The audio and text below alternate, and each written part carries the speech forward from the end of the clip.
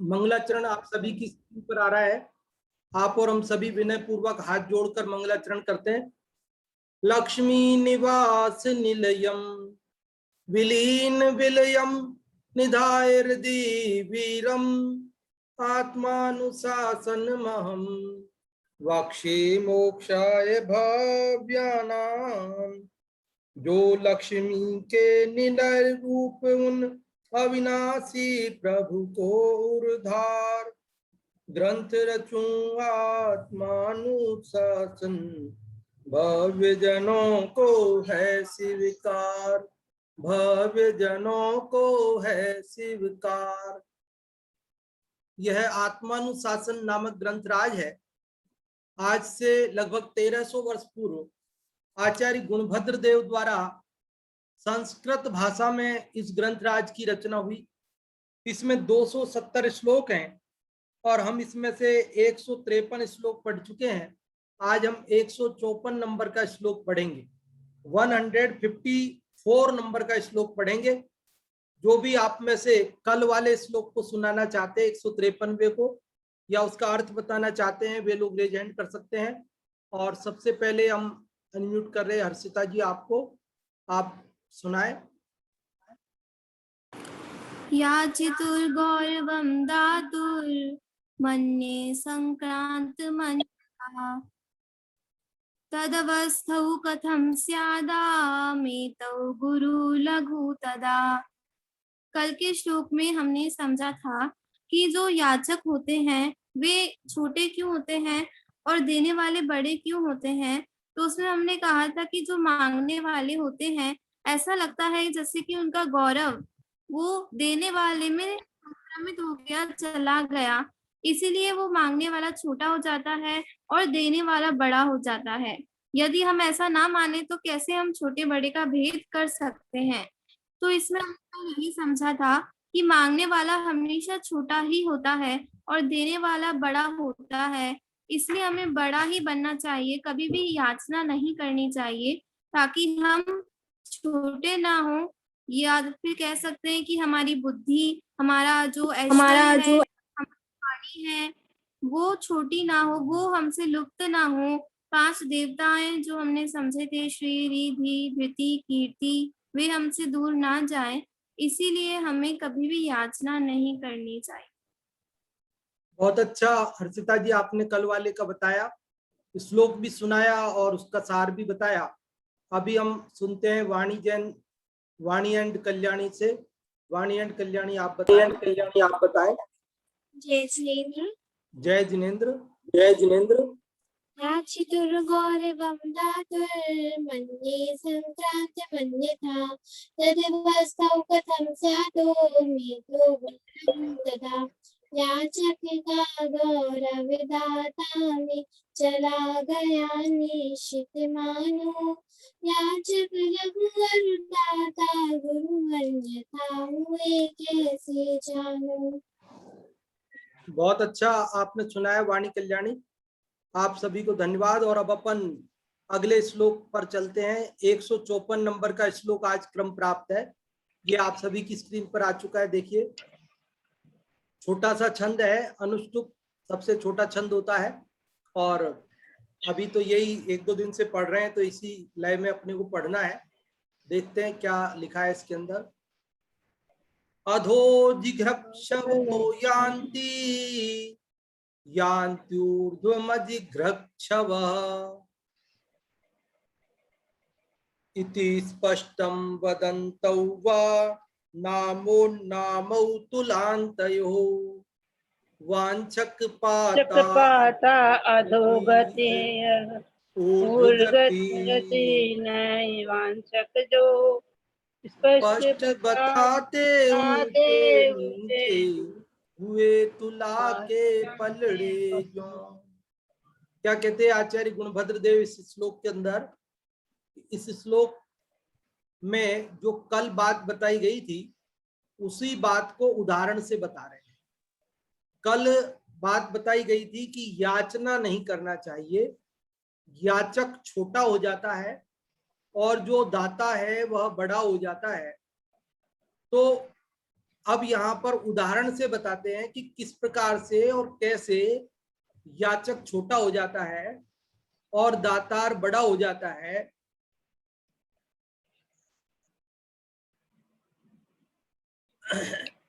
तो वो बात बता रहे हैं। तो देखिए क्या बता रहे हैं इसके अंदर।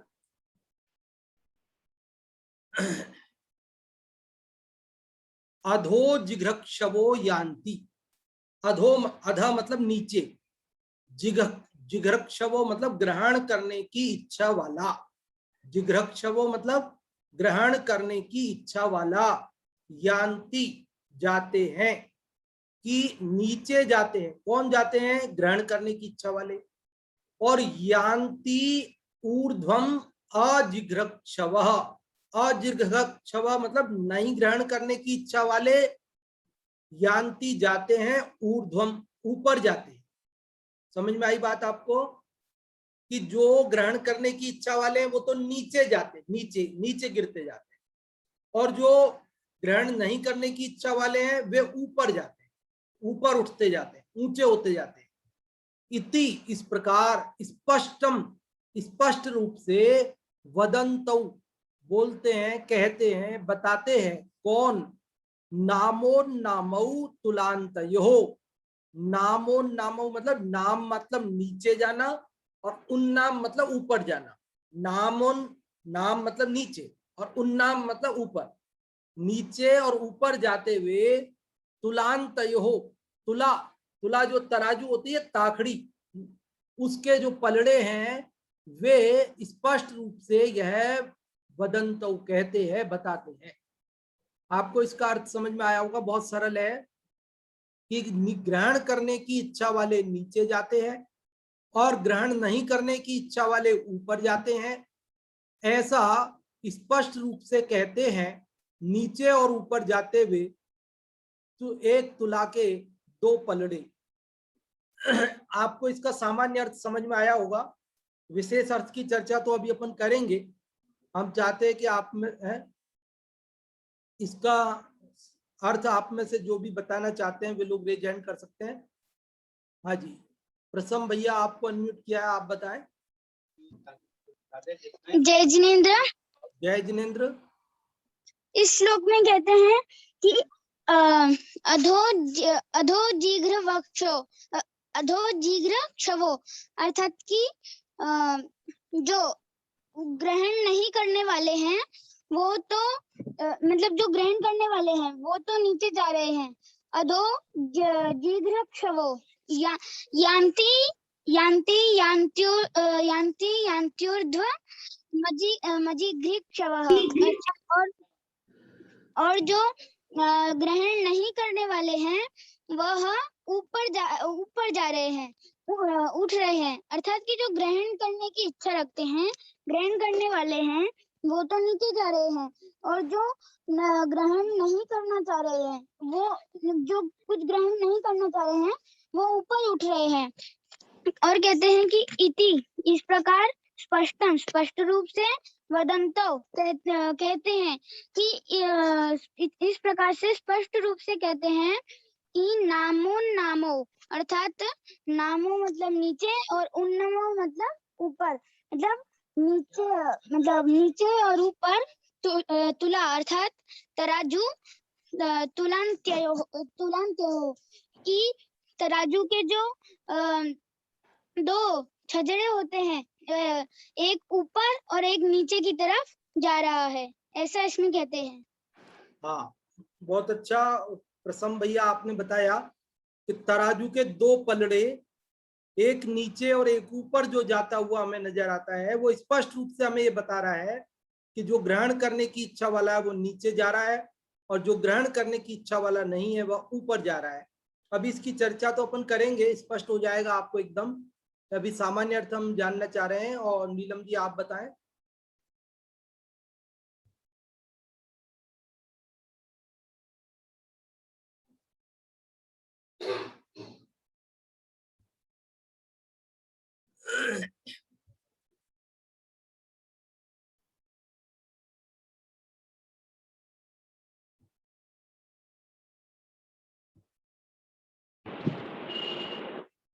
अधो जिगृच्छवो यान्ति यान्त्यूर्ध्वमजि गृच्छवे।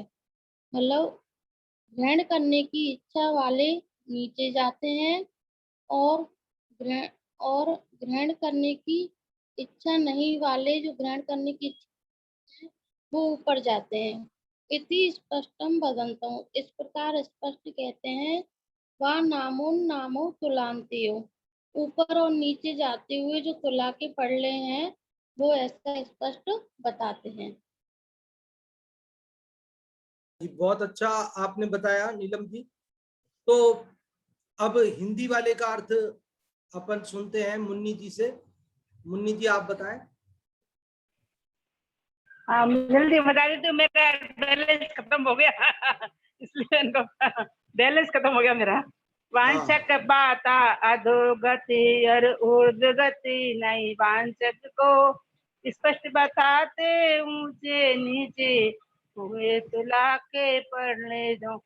इसमें बताते हैं कि जो वांछक होता है, मतलब जो मांगने वाला होता है, वो अधोगति जाता है, और ऊर्ध्वगति जो निर्वांछक होता है वो ऊर्ध्वगति में जाता है।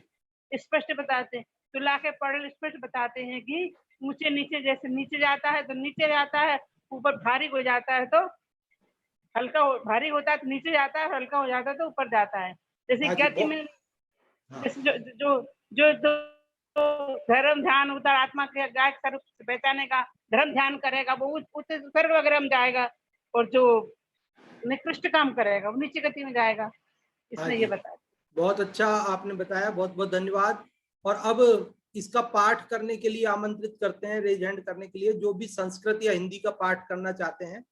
और सबसे पहले हम अभी अनम्यूट कर रहे हैं सुमित भैया आपको। आप जो भी पाठ करना चाहें, आपकी आईडी को अनम्यूट किया है। हाँ जी। जय जिनेन्द्र। जय जिनेन्द्र। अधो जिग्रच्छवो यान्ति यान्त्यूर्ध्वमजिग्रच्छवा इति स्पष्टं वदन्तो वा नामो तुलान्तयो। बहुत अच्छा पाठ किया आपने संस्कृत वाले का। और हिंदी वाले का पाठ करने के लिए आमंत्रित करते हैं रश्मि जी, आपको अनम्यूट।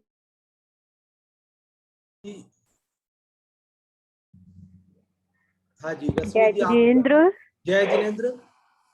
वांछक पाता दो गति और ऊर्ध्वगति नहीं, वांछक जो स्पष्ट बताते ऊंचे नीचे हुआ तुला के पढ़ ले जो। बहुत अच्छा आपने पाठ किया, बहुत बहुत धन्यवाद।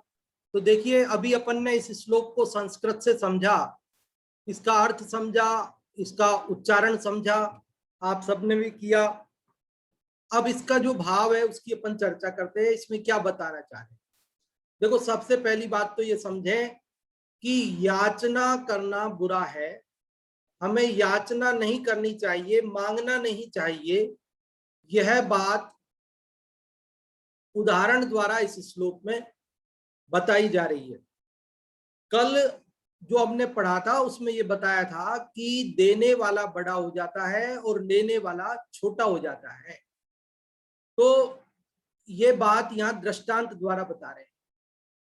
देखो, एक तराजू के दो पलड़े होते हैं। अब ये बात भी आजकल के बच्चों को तो समझाना मुश्किल है, क्योंकि पलड़े वाली तराजू बच्चों को अब कहाँ दिखे।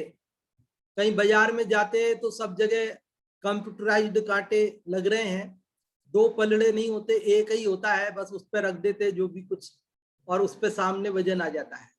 कोई ना ऊंचा होता है ना कोई नीचा होता है ना। फिर भी थोड़ा बहुत कहीं कहीं किसी को देखने में मिल जाता होगा, और थोड़ी पुरानी पीढ़ी है उसने तो देखा ही है। और ये जो बच्चे हैं नई पीढ़ी के, इनने अगर नहीं देखा हो तो हम लोग कभी कहीं इधर उधर अपने रिश्तेदारी कहीं गांव वगैरह में इधर उधर हो और कहीं अपन जाएं और वहां ऐसा आपको कहीं नजर आए तो बच्चों को दिखाना चाहिए। और नहीं तो आप फोटो वगैरह में तो दिखा सकते हैं, कहीं फोटो वगैरह हो या गूगल पे हो सकता है आपको मिल जाए उसका चित्र, तो आप उस पर भी देख सकते, दिखा सकते बच्चों को। पहले ऐसी तराजू चलती थी, ऐसे हाथ से पकड़ करके तोलते थे। उसमें ऐसे एक लकड़ी होती थी या लोहे की जो होती थी डंडी, और उसके दोनों साइड दो पलड़े, तीन तीन धागों से, 3-3 सांकलों से ऐसे बंधे हुए रहते थे दो। एक साइड बाट रखता था व्यापारी और दूसरी साइड सामान रखता था। तो इधर बाट रख दिया, मान लीजिए 1 किलो का बाट रख दिया, और इधर सामान चढ़ाया, और उस सामान में मान लीजिए उसने ज्यादा भर दिया, तो क्या होता था कि जिसमें सामान ज्यादा भर दिया तो वो नीचे झुक जाता था, और जब सामान उसमें से निकालता था, भाई ज्यादा हो गया ये, और फिर थोड़ा ज्यादा निकल गया, मान लो 1 किलो से भी कम रह गया, तो फिर वो ऊपर चला जाता था। तो क्या समझ में आई हमको उससे बात, कि जिसमें वजन ज्यादा होता है वो नीचे चला जाता है, और जिसमें वजन कम होता है वो ऊपर चला जाता है, और बिल्कुल वजन निकल जाए तो एकदम ऊपर चला जाता है। तो ऐसे ही जो जीव पर पदार्थों को ग्रहण करता है, याचना करता है, वो भारी होता जाता है, नीचे गिरता जाता है, नीचे गिरता जाता है, छोटा होता जाता है। और जो पदार्थों का त्याग करता है, दान करता है, वो हल्का होता जाता है, ऊपर उठता जाता है, ऊपर उठता जाता है, और सबका त्याग कर देता है, वो ऊपर चला जाता है, मोक्ष चला जाता है।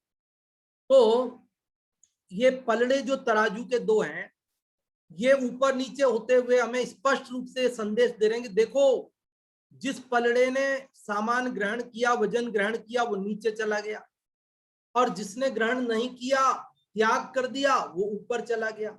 उसी प्रकार आप और हम भी जब हम याचना करते हैं, ग्रहण करते हैं, तो हम नीचे चले जाते हैं, छोटे हो जाते हैं, अधम हो जाते हैं, और जब हम त्याग करते हैं, हल्के हो जाते हैं, तो उच्च हो जाते हैं, इस लोक में भी उच्च हो जाते हैं और परलोक में भी उच्च हो जाते हैं। ग्रहण करने वाला इस लोक में भी हीन होता है और परलोक में भी नीचे नरकादि दुर्गतियों में चला जाता है, और त्याग करने वाला, दान करने वाला, वह इस लोक में भी उच्च समझा जाता है और अगले भव में भी वह स्वर्ग आदि में और मोक्ष आदि में भी चला जाता है। तो इस प्रकार से हमें इस श्लोक के द्वारा ये संदेश दिया गया है कि याचना नहीं करना चाहिए, त्याग करना चाहिए, ग्रहण नहीं करना चाहिए, तभी जाकर के हमारी उन्नति हो सकती है, तभी हम ऊपर उठ सकते हैं, तभी हम स्वर्ग मोक्ष को प्राप्त कर सकते हैं। अब यहाँ पर एक प्रश्न जो महत्वपूर्ण है, कल हमने कहा भी था कि कल चर्चा करेंगे, कि आखिरकार दीनता में ऐसा कौन सा पाप हो गया, मांगने में ऐसा क्या पाप हो गया कि कह रहे हैं भैया तू नरक चला जाएगा और बहुत छोटा हो जाएगा। देखो, हमने तो पढ़े हैं कि पाप 5 होते हैं: हिंसा, झूठ, चोरी, कुशील और परिग्रह। अब मांगने वाले ने, बेचारे ने कोई की हिंसा तो की नहीं, किसी जीव को तो मारा नहीं, ना उसने झूठ बोला, और ना चोरी की, मांग के ले रहा, ना चोरी कहां की इसने, और ना कुशील सेवन किया, और ना ही बहुत परिग्रह इकट्ठा किया।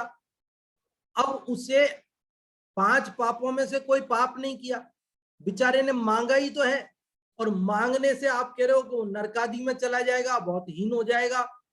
तो ऐसा क्या पाप है, ऐसी क्या गलती है, ऐसी क्या कमी है बड़ी, कि जिसके लिए 3-4 श्लोक लगातार आचार्य गुणभद्र देव लिख रहे हैं। कल आगे जो पढ़ेंगे उसमें भी यही चर्चा आने वाली है। तो अपन इस बात को यहाँ इस प्रकार समझ सकते हैं। पंडित टोडरमल जी ने इसकी टीका करते हुए लिखा, मैं उन्हीं के शब्दों में आपको थोड़ा सा बताना चाहूंगा। देखो उन्होंने क्या कहा, देखो एक मिनट, मैं उन्हीं के शब्द पढ़ के सुनाता हूँ, मूल टोडरमल जी के, अनुवाद नहीं, जो मूल टोडरमल जी के शब्द है वो। दीनता विषय ऐसा पाप कहा, मतलब दीनता में ऐसा क्या पाप है, ये प्रश्न उठाया उन्होंने, और उत्तर दिया, दीन पुरुष के लोभ कसाय ऐसा तीव्र हो है, जाकरी अन्य कसाय भी निर्बल हो जाए, लोक लज्जा भी मिट जाए, धर्म को भी गिने नाही, बहुत कहा धर्म सर्वोत्कृष्ट है, ताको भी अपमान कराए, अपना प्रयोजन साध्या चाहे, ताते दीनता महापाप है। क्या समझ में आई बात आपको? ये ढूंढारी भाषा है। जयपुर के आसपास का इलाका ढूंढाड़ प्रदेश कहलाता था। जैसे ये उदयपुर हमारा जो इलाका है, ये मेवाड़ प्रदेश कहलाता है। तो वो जो जयपुर के आसपास का इलाका वो ढूंढाड़ प्रदेश कहलाता था और वहां की भाषा ढूंढाड़ी कहलाती थी, जैसे यहाँ की मेवाड़ी कहलाती है। इधर बांसवाड़ा वो वागड़ प्रदेश कहलाता है, वो वागड़ी भाषा कहलाती है। प्रसन्न भैया, आपके गांव की भाषा वो वागड़ी है और यहाँ हम जो रहते हैं यहाँ मेवाड़ी बोलते लोग, और ये आपके जयपुर में जहाँ आप रह रहे हो अभी वो ढूंढाड़ी भाषा उधर की कहलाती है। अभी तो पढ़े लिखे लोग खड़ी बोली हिंदी बोलने लगे शुद्ध, लेकिन मूल भाषा वो है। तो टोडरमल जी ने मूलतः ये लिखा, देखो वो कह रहे हैं कि लोभ कसाय तीव्र होती है, मांगने वाले के तीव्र लोभ की, जब तक लोभ की तीव्रता नहीं हो जीव मांगता नहीं। कई बार ऐसा होता है ना कि अपने को कोई चीज चाहिए लेकिन चाहिए फिर भी अपन नहीं मांग रहे, और जब अपनी कसाय चाह बहुत तीव्र हो जाती है तो फिर हम मांग लेते हैं, नहीं तो नहीं मांगते, चलाते रहते हैं, दुख पाते रहते हैं, कभी भुगतते रहते हैं। तो मांगने वाले में क्या दोष है, तो वो कह रहे ये दोष है तो उसको लोभ कसाय की तीव्रता है।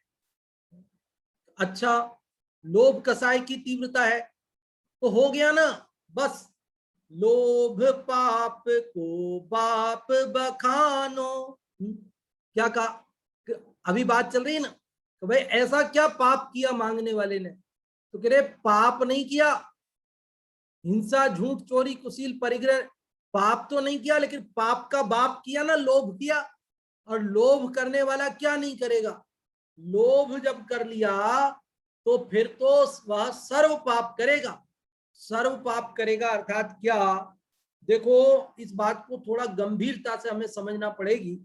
क्या कहने जा रहे हैं टोडरमल जी साहब, कह रहे लोक लज्जा मिट जाए, मांगने वाले की क्या लोक लज्जा मिट जाती है, फिर वो लोक विरुद्ध कार्य भी करने लगता है क्योंकि लाज शर्म खत्म हो जाती है फिर उसको।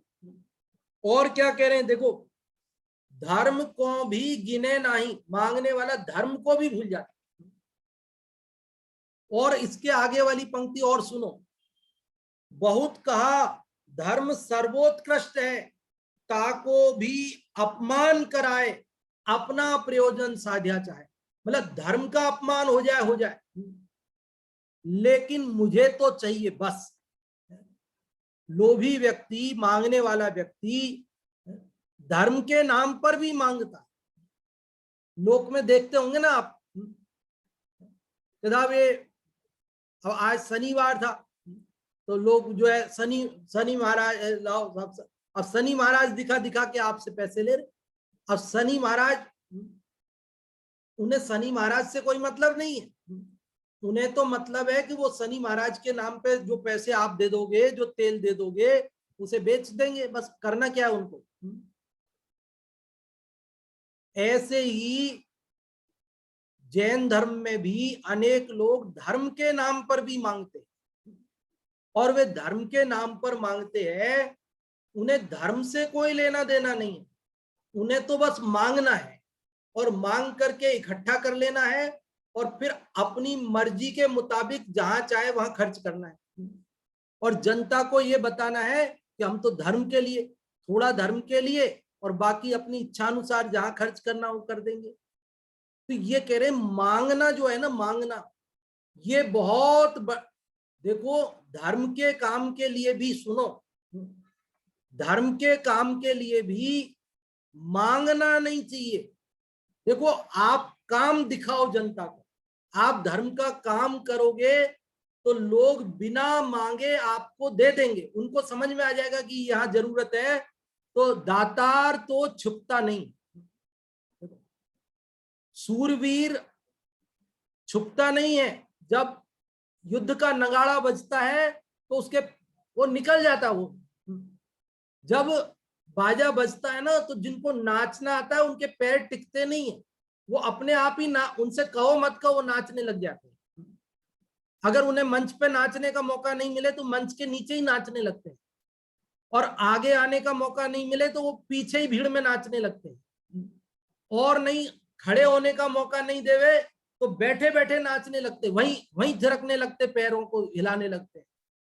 तो ऐसे ही जो दातार होते हैं वे तो जहां धर्म का काम होता हुआ देखते हैं बिना मांगे देते हैं, मांगने की कहीं भी जरूरत नहीं है। मांगना तो लोभ की तीव्रता को बताता है, और मांगने वाले के अंदर जब लोभ तीव्र हो जाता है तो वह धर्म का भी अपमान करके भी धन को इकट्ठा करता है, उसे धर्म से भी कुछ लेना देना नहीं रह जाता है। इसलिए यहाँ आचार्य गुणभद्र देव इस 154वें श्लोक के अंदर ये बात बता रहे हैं कि भैया ग्रहण करने की इच्छा वह अधम नरकादि दुर्गतियों में ले जाने वाली है, और त्यागने की इच्छा, दान देने की इच्छा वह ऊर्ध्व उच्च बनाने वाली है, स्वर्ग मोक्ष आदि को देने वाली है। और याचना में ऐसा क्या पाप है कि जिससे दुर्गति होती है? हमने उसकी चर्चा की कि उसमें लोभ कसाय की तीव्रता है, और लोभ कसाय की तीव्रता वाले व्यक्ति के अंदर लोक लाज मिट जाती है, उसे धर्म का भी कोई भान नहीं रहता है, वो तो धर्म के माध्यम से भी अपना ही प्रयोजन साधना चाहता है। ये सब बातें हमें ध्यान रखनी चाहिए, और धर्म के लिए भी मांगना नहीं चाहिए, बल्कि धर्म का काम हो तो स्वतः ही लोग देते हैं, वो अलग बात है।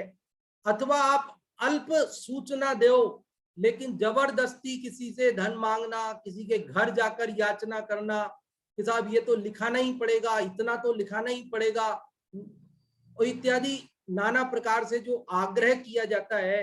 अथवा कहीं सभा चल रही होती है, स्वाध्याय चल रहा होता है, तो वहां पर कई जगह आप लोग देखते होंगे स्वाध्याय का समय हो गया, जिनवाणी विराजमान है, वक्ता बैठे हैं, तैयार हो गए लोग, और उसके बीच में वो दान चंदा इकट्ठा करने लगते हैं, और फिर जिनवाणी का उधर अनादर हो रहा है, समय चूक रहा है, श्रोताओं का समय और सब निकल रहा है, और वे बस केवल चंदा इकट्ठे करने में लग रहे हैं, और उसी में वे अपने को महारथी महसूस कर रहे हैं कि हमने इतना चंदा इकट्ठा करवा दिया साहब।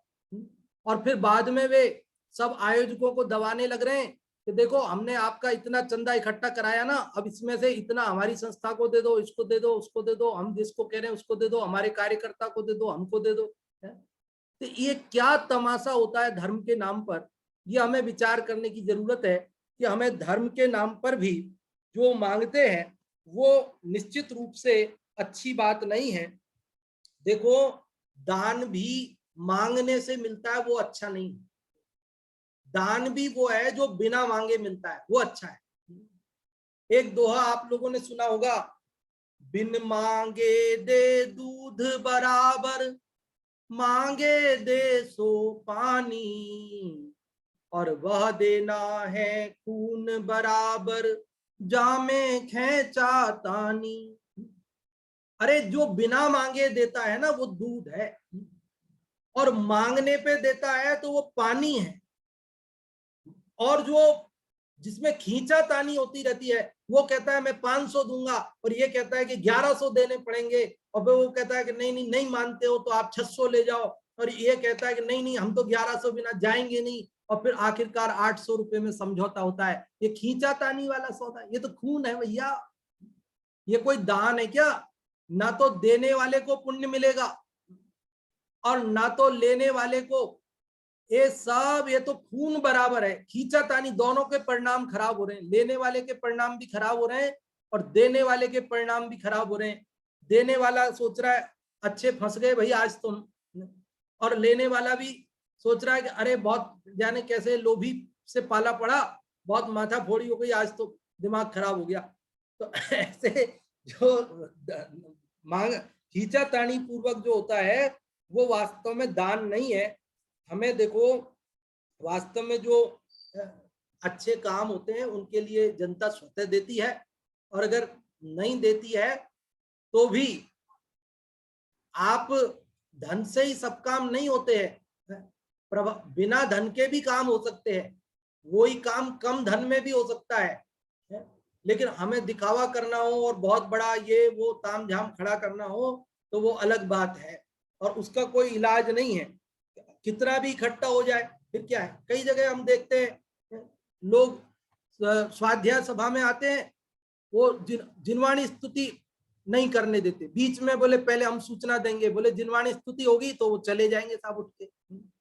अब उन्हें बांध लिया बेचारे वो जिनवाणी की विनय की वजह से रुके हुए हैं, और आप उनको जो है लाओ साहब चंदा, और फिर उसमें सबके हाथ में पर्चियां पकड़ा दी।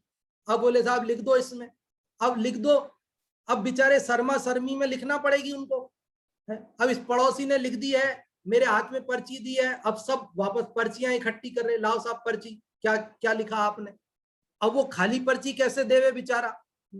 तो मन हो नहीं हो, व्यवस्था हो नहीं हो, शक्ति हो नहीं हो, घर की परिस्थिति हो नहीं हो, अब उसे तो उसमें लिखना पड़ेगी शर्मा शर्मी में। तो ये ऐसा कोई दान का तरीका नहीं है, ना तो कोई ऐसा लेने का तरीका है और ना तो कोई ऐसा देने का तरीका है। तो और कई लोग तो बड़े गीत गाने लगते हैं और दान के और इसकी प्रेरणा देते हैं, ना जाने चोरी की प्रेरणा देते हैं। कई लोग महिलाओं को चढ़ाने लगते हैं, माताओं बहनों को कहते हैं, अरे आपने अपने पति की जेब में से कुछ तो बचाया होगा, निकाल निकाल के वही दे दो आज दान। अरे आप चोरी सिखा रहे हो कि दान सिखा रहे हो। कई लोग कहते हैं कि आप और कमा लेना, आप दे दो। भैया और कमा लेना और दे दो, ये कोई दान की विधि नहीं है। अरे गलती से कमा लिया हो तो दे दो, लेकिन देने के लिए और कमा लो, ये तो ऐसा है कि जैसे पहले कीचड़ में पैर डालो, गंदा करो और फिर धो। भैया कीचड़ में पहले पैर डालें ही क्यों, जो बाद में धोना पड़े। हम दान करने के लिए पहले कमा करके पाप उपार्जन करें और फिर दान दे करके फिर पुण्य उपार्जन करके उसको धोएं। जिससे बढ़िया तो हम कमाएं नहीं ना। देखो बहुत सारी बातें हैं, सब जिनागम की बातें हैं। अब कुछ लोगों को ये बातें पसंद नहीं आ सकती हैं, लेकिन हम क्या कर सकते हैं। हमें ये बात समझना जरूरी है कि जो धर्म के नाम पर कहीं कुछ गलतियां चलती है तो उनको अपने को सुधार उसके अंदर आना आवश्यक है। और ये बात अपने को जब हम को मांगना नहीं चाहिए, ये प्रेरणा यहाँ दे रहे हैं। मांगने वाला कितना बड़ा पापी है ये बात इसके अंदर बता रहे हैं। क्यों? क्योंकि लोभ पाप का बाप है। और इसके संदर्भ में अनेक कथाएं लोभ के बारे में तो प्रसिद्ध है, आप सबने सुनी है, उन सब कथाओं को सुनाने की जरूरत नहीं है। चोरी की परिभाषा भी बनारसी दास जी ने नाटक समय सार जी में ऐसी लिखी है। अभी शायद नाटक समय सार जी में ही है, अभी पंडित जी साहब बता भी देंगे। प्यार सो पर आई सोंज गही बे की चाह चोरी। क्या अर्थ है इसका?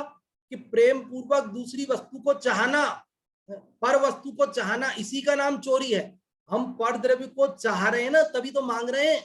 और पर द्रव्य की चाह करना वो भी चोरी ही है। भले हम उसको उठाकर नहीं ले जा रहे, लेकिन उसको चाह रहे हैं ना, मांग के ले रहे हैं। क्योंकि परद्रव्यादो दुर्गई, जो परद्रव्य से तो दुर्गति होती है, परद्रव्य की चाह कर रहे हैं हम। अरे परद्रव्य की चाह करना, परद्रव्य दुर्गति का कारण है। परद्रव्य की चाह कौन करता है? जिसे निज द्रव्य का भान नहीं है, वो परद्रव्य को चाहता है। देखो याचना करने में क्या बड़ी गलती हो रही है कि वो निज को भूल गया, और अपने को भूलना ये सबसे बड़ा पाप है।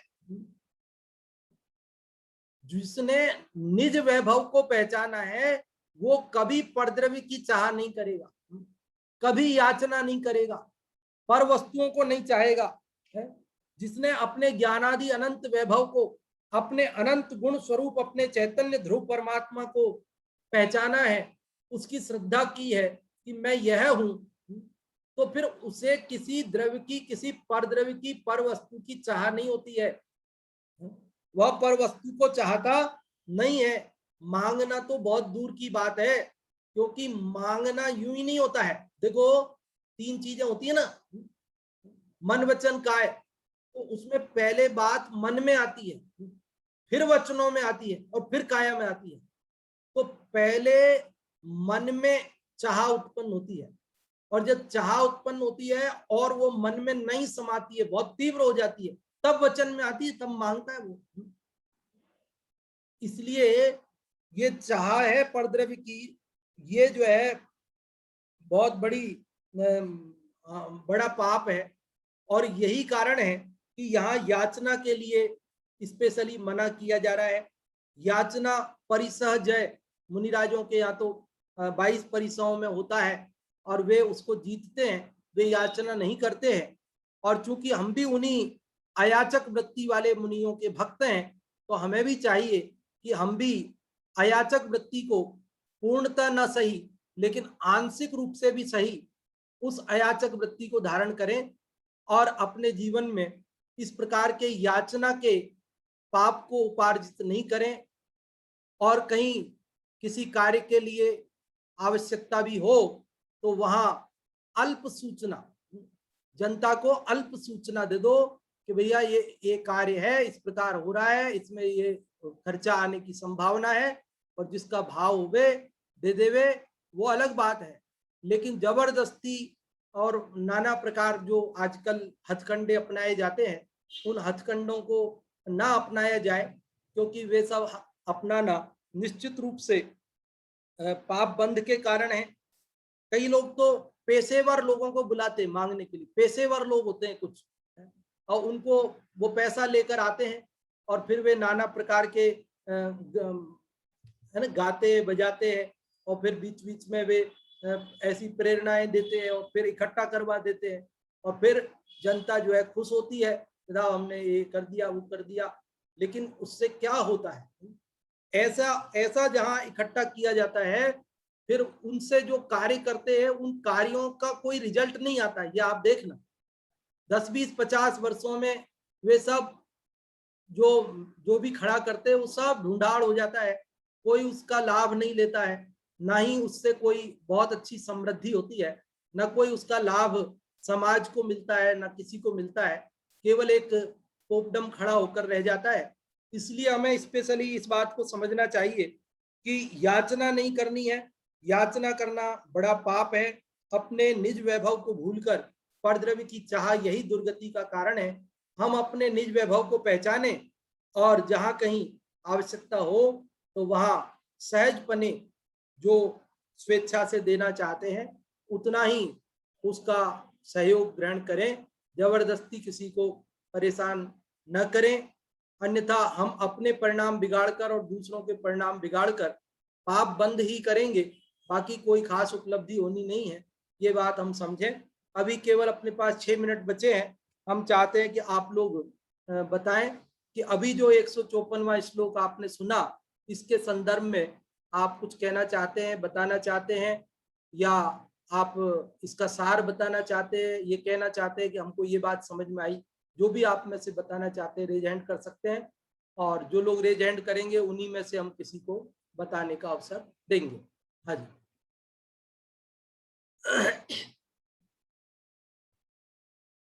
अभी किसी का रेज हैंड हुआ नहीं है, तो अगर आप लोग नहीं बताना चाहते हो तो हम और आगे बात बढ़ाएं। यदि बताना चाहते हैं तो रेज हैंड कर सकते हैं। सबसे पहले सुमित जी, आपकी आईडी से रेज हैंड हुआ है, आप बताएं। हाँ जी। जय जिनेंद्र जी। आज वाले श्लोक में हमने ये सीखा है कि जो याचना करने वाले होते हैं वो तो अधोगति को प्राप्त होते हैं, और जो अयाचक वृत्ति के जो होते हैं वे ऊर्ध्वगति को प्राप्त होते हैं। जिस प्रकार तुला का उदाहरण भी यहाँ पर दिया था। और यहाँ पर मांगने को इसलिए बुरा बताया गया है, जो पंडित जी तोडरमल जी हैं उन्होंने यहाँ पे स्पष्ट भी किया है कि जो मांगते हैं उनकी विषय अति तीव्र हो जाती है, और लोक कथा तीव्र होने के कारण अन्य विषय भी उसमें समाहित है, और लोक को तो पाप का बाप बताया गया है, इसलिए पांचों पाप भी उसमें गर्भित हो जाते हैं, और वो धर्म को भी भूल जाते हैं, तो धर्म का भी अपवाद कर देते हैं, और फिर मांगते हैं तो धर्म को भी भूल जाते हैं, इसलिए वो सबसे बड़ा पाप कहलाता है मांगना। तो इसलिए याचना करना यहाँ पर गलत बताया गया है। अयाचक वृत्ति से लेने में कोई दोष नहीं है, लेकिन अयाचक वृत्ति से लेने में कोई दोष नहीं है। जिस प्रकार मुनिराज आहार आदि ग्रहण करते हैं, इस प्रकार यहाँ बताया। जय जी। बहुत अच्छा आपने बताया कि अयाचक वृत्ति से लेने में दोष नहीं है, किंतु याचना करने में दोष है। बहुत अच्छा सुमित भैया। और अंगूरी जी, आपको हम अनम्यूट कर रहे हैं, आप बताएं।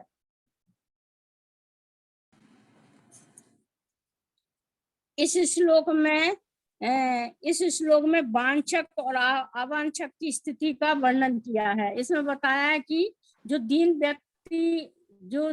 व्यक्ति को लोभ कषाय की तीव्रता होती है, उससे अन्न कसाएं भी निर्मल हो जाती हैं, उसकी लोक लज्जा मिट जाती है, वह धर्म को भी नहीं गिनता और बहुत क्या कहें, वह तो सर्वोत्कृष्ट उसका अपमान करके भी वह अपना प्रयोजन सिद्ध करना चाहता है। इसलिए जो याचक होता है वह अधोगति को प्राप्त होता है और वांछक है वह अधोगति को प्राप्त होता है और ऊर्ध्व गति को अवांछक प्राप्त होता है। हाँ जी, बहुत अच्छा आपने बताया अंगूरी जी कि किस प्रकार से जो वांछक है वह अधोगति को प्राप्त होता है और अवांछक है वह ऊर्ध्वगति को प्राप्त होता है। अब यहाँ पर हम आपसे छोटा प्रश्न पूछते हैं, जो भी बताना चाहते हैं वे रेज हैंड कर सकते हैं कि यहाँ वांछक ग्रहण करने वाला नीचे जाता है, अधोगति को प्राप्त होता है, और ग्रहण नहीं करने की इच्छा वाला, त्यागने वाला, दान करने वाला ऊपर जाता है, ऊर्ध्वगति को प्राप्त होता है। उसके लिए क्या उदाहरण दिया गया है? उदाहरण जो भी आप में से बताना चाहते हैं वे लोग रेज हैंड कर सकते हैं कि यहाँ ऊपर नीचे जाने के लिए जो उदाहरण दिया गया है उस उदाहरण को आप में से जो भी बताना चाहते हैं। हर्षिता जी, आपको अनम्यूट किया, आप बताएं। यहाँ पे तराजू का उदाहरण दिया है कि तराजू के जो 2 पलड़े होते हैं, पहले जो तराजू आते थे जिनमें 2 पलड़े होते थे, तो उन 2 पलड़ों का उदाहरण दिया है। जैसे वो ऊपर नीचे होते थे तो ऊपर जाने पर ऊर्ध्व गति को प्राप्त होते हैं देने वाले, और जैसे पलड़ा नीचे जाता है उसी प्रकार से अधोगति को प्राप्त होते हैं याचक वृत्ति वाले लोग।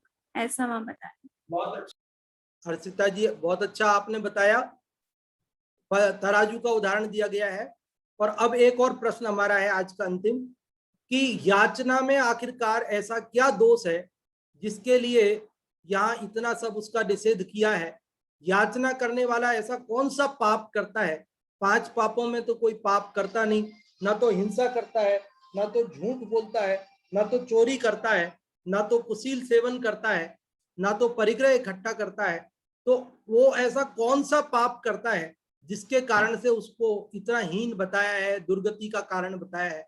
आप में से जो भी बताना चाहते हैं और इसका उत्तर हम नीलम जी आपसे ले रहे हैं, आप बताएं।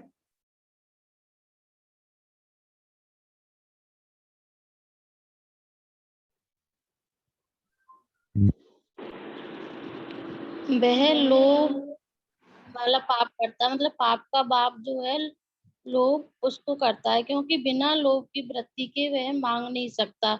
जब उसे उस विषय के प्रति अत्यधिक लालच आ जाता है तभी वो मांग पाता है।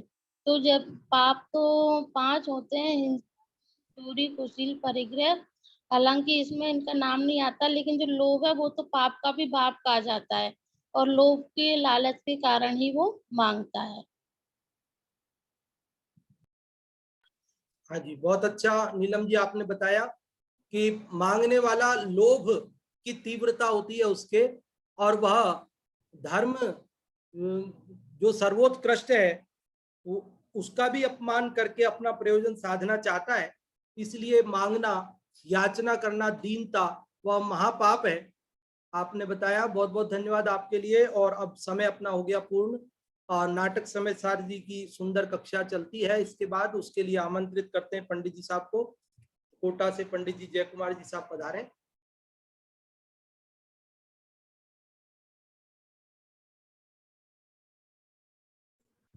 बहुत बहुत धन्यवाद पंडित खेमचंद जी साहब। सुंदर बात आपने बताई, कबीर ने भी लिखा है। तो पहला पंक्ति है उसकी, मांगन ते मरनो भलो मत कोई मांगो भीख। एक और पंक्ति है वो मेरे ध्यान में नहीं आ रही, अच्छी दिमाग में से उतर गई एकदम। मांगनते मरना भला यह सतगुरु की सीख। उससे एक पंक्ति और है पहले की। हाँ, है ना, उनते पहले बेमुए, ऐसा कुछ है मतलब। हाँ, वो ऐसे है कि रही मन वे नर मर गए, जे पर मांगन जाए, उनते पहले वे मुए, जिन मुख निकसत नाही। बहुत सुंदर। ये हमारे आचार्यों ने भी ऐसी ही प्रेरणा दी है। किससे मांगना, अपने आप में परिपूर्ण तत्व हूं ना मैं, करोड़पति होकर के भीख मांगे, ये शोभनीय बात नहीं है। ऐसे ही अनंतपति करोड़पति की कौन बात करे, वहां तो कितने ही प्रॉपर्टी हो, लेकिन तो भी अनंत नहीं हो सकती। लेकिन मैं तो अनंत गुणों का धाम अनंतपति चैतन्य परमात्मा हूँ, और फिर इन विषयों से भीख मांगू जिनमें ना सुख है ना ज्ञान है, कुछ भी तो नहीं है उनमें।